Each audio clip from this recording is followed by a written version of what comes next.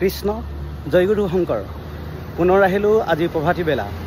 সেই বাপাই মাতৃ হওক, আজি আপোনাসৱৰ ওচৰলৈ অন্য এটা কথা লৈ আহিছোঁ। আজি এই কথাটো হ'ল দ্ৰৌপদী, পঞ্চপাণ্ডৱৰ পত্নী দ্ৰৌপদীৰ 5জন স্বামী, এগৰাকী নাৰীৰ 5জন স্বামী। ভাবক কি আচৰিত কথা। আজি আমি দৰ্শন ৰূপেৰে চাওঁ আহক দ্ৰৌপদীনো কি।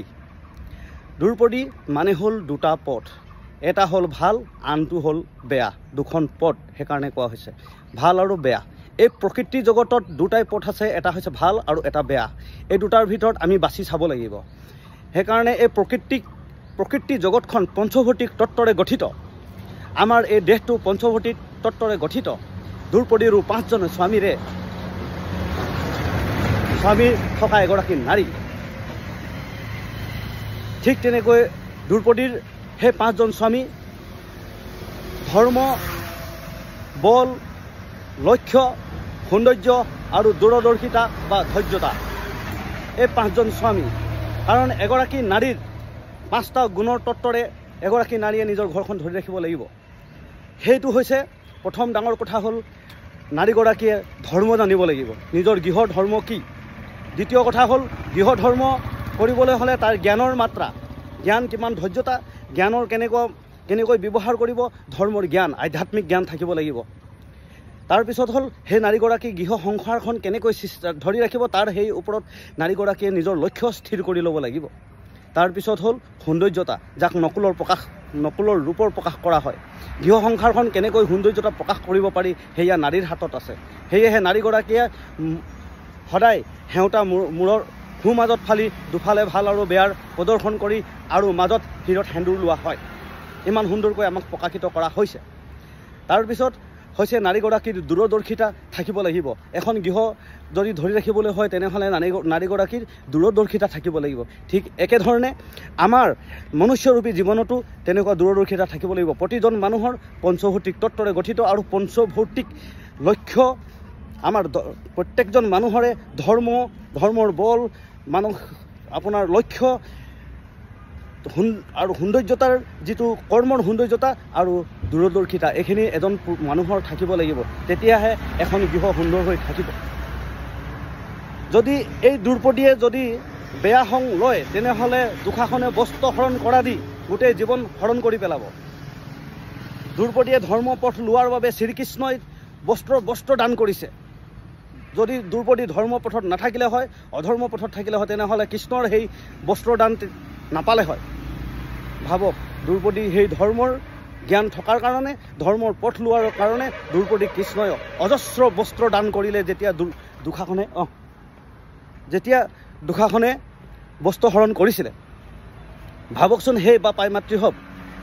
গতিকে আমাৰ জীৱনত যদি আমি বেয়া পথ লওঁ তেনেহ'লে এই বেয়া কৰ্মবিলাকে আমাৰ মন চিন্তাৰ পৰা আমাক কি কৰিব, দুষাসনে হৰণ কৰা দি আমাৰ গুণকৰ্মবিলাক হৰণ কৰি দলিয়াই দিব বেলেগ ফালে, আমি অধৰ্মত পৰি যাম।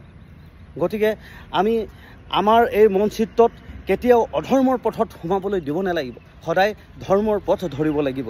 যদি ধৰ্মৰ পথ নধৰোঁ তেনেহ'লে আমাৰ গোটেইবোৰ কৰ্ম দুষাসনে টানি লৈ যায়। যেনেকৈ এজন জুৱা খেলা লোক এজনে তেওঁৰ জোৱাত সদায় পাম বুলি ভাবি থাকে, কিন্তু জোৱাৰ পৰা কেতিয়াও নাপায়। জোৱাৰ পৰা ধন তেওঁ হেৰুৱাবলগীয়া হয়। তেনেকৈ কাৰণ তেওঁ অধৰ্ম পথত গৈছিলে। তেওঁ যি সম্পত্তি আছে সম্পূৰ্ণ জোৱা আদিয়ে লৈ গুচি যায়।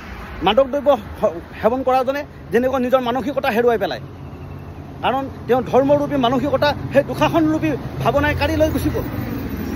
গতিকে আমি ধৰ্ম পথ ল'ব লাগিব। সেয়েহে কৈছে যে দুটা পথ আছে, সেই পথেই হ'ল দ্ৰৌপদী। গতিকে আমি যিটো পথ ধাৰণ কৰিম সেয়াই হ'ব আমাৰ জীৱনৰ কথা। গতিকে আমি কোনটো পথ ধাৰণ কৰোঁ সেইটো আমাৰ ওপৰত ভিত্তি কৰিব, ভাল আৰু বেয়া।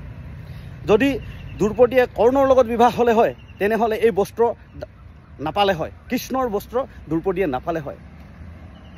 কিন্তু দ্ৰৌপদীয়ে সেই অৰ্জুনৰ পথ ল'লে, অৰ্জুনৰ লগত বিবাহ হ'ল, যাৰ বাবে কৃষ্ণৰ সেই বস্ত্ৰ পাইছে, ধৰ্মৰ পথ ধাৰণ কৰিছে।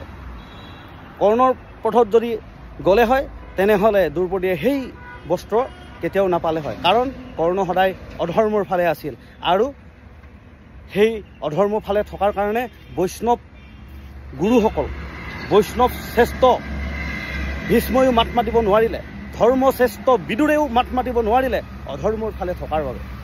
ভাবক, দ্ৰৌপদীয়ে সেইকাৰণে এই কথাষাৰ জানিছিল কাৰণে ধৰ্মৰ পথ বাছি লৈছিল য'ত কৃষ্ণ আছিল। অৱশেষত কৃষ্ণক অৰ্পণ কৰি দিয়াৰ লগে লগে গোটেই জীৱনটো সম্পূৰ্ণৰূপে দুখাখনে টানি টানি শেষ কৰিব নোৱাৰিলে।